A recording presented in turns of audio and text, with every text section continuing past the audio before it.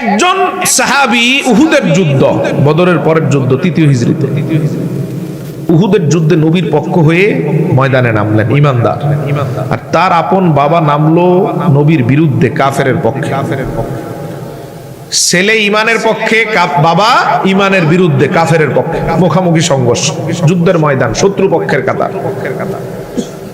যুদ্ধের ময়দানে বাবা ছেলের মুখামুখি। চিন্তা করেন, দুইবার বাবা সুযোগ পেল, ছেলের হাতে কোনো তরবারি নাই, বাবার হাতে তরবারি। বাবা ইচ্ছা করলে, আঘাত করলেই ছেলেটাকে দ্বিখণ্ডিত করে ফেলতে পারে।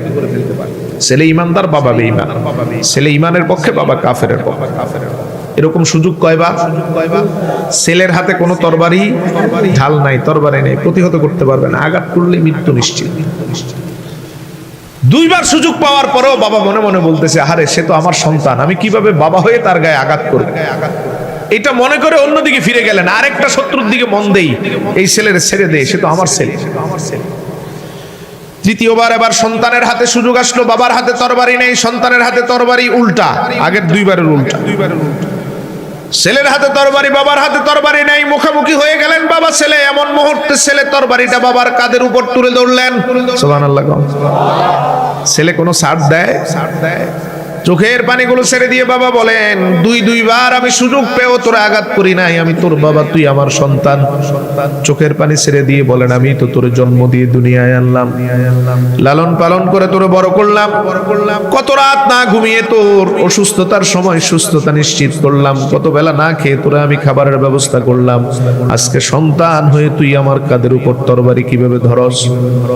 সন্তানের জবাবটা দেখেন। সন্তান বলে, আপনি আমার বাবা, তাতে কোনো সন্দেহ নাই, আমি আপনাকে ভালোবাসি, এত কোনো সন্দেহ নাই, কিন্তু আমি আপনার থেকে 1000 গুণ যারে বেশি ভালোবাসি, তিনি আমার নবী রাসূলুল্লাহ সাল্লাল্লাহু আলাইহি ওয়াসাল্লাম। আপনারে ভালোবাসি, সন্দেহ নাই, কিন্তু আপনার থেকে কয়েক লাখ গুণ বেশি ভালোবাসি তো নবীকে। এবার তিনি বলতে লাগলেন, আজকের এই ময়দানে আমার আপনার সন্তান আমি, এটা আমার একটা পরিচয়, কিন্তু তার থেকে বড় আরেকটা পরিচয়, আমি আমার রাসূলের একজন সৈনিক। ঈমানের পক্ষে আমার তরবারিটা শানিত, আর আপনি আমার নবীর বিরুদ্ধে তরবারি ধরেছেন, আপনি নবীর দুশমন। নবীর পক্ষের কোন সৈনিক কখনো দুশমনের রাসূলকে ছাড় দিতে পারে? সেটা বাবা হোক, ছেলে হোক, ভাই হোক, নিজের দল হোক, এমপি হোক, কোন ছাড়? যারা বলেন কোন ছাড়? আমার বাবাও যদি নবীর বিরুদ্ধে যায়, আমি বাবারে ছাড়বো না, এটার নাম ঈমান, ঠিক কিনা বলেন? আমার সন্তান রাসূলের বিরুদ্ধে অবস্থান করলে সন্তানকে ছাড়বো না। কোন দল নবীর বিরুদ্ধে অবস্থান করলে ওই দলকে ছাড়বো না।